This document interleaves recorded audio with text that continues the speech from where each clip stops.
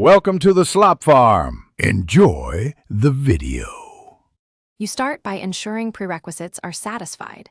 Steam must be running and logged in, and Windows updates plus DirectX and Visual C++ redistributables must be current.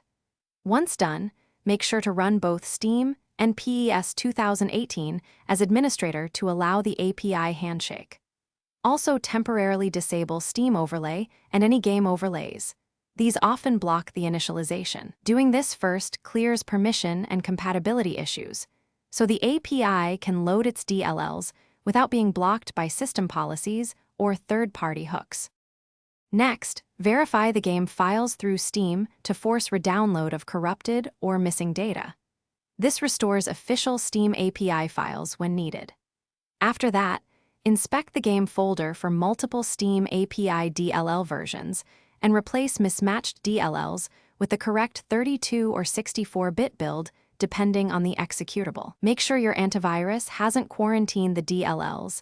Add exclusions for the PES 2018 folder so real-time protection won't interfere. These steps address the common cause, missing or blocked. Finally, if the problem persists, reinstall the Steam client after backing up your Steam Apps folder. This fixes corrupted clients while keeping games. Reset network settings, flush DNS, restart the router, and disable VPN or proxies, because Steam API needs stable connectivity to validate sessions. If nothing works, inspect Windows Event Viewer for specific API error codes.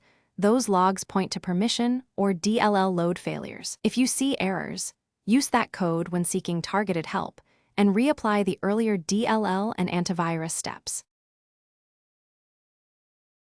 Thanks for watching. Consider subscribing if we helped you today.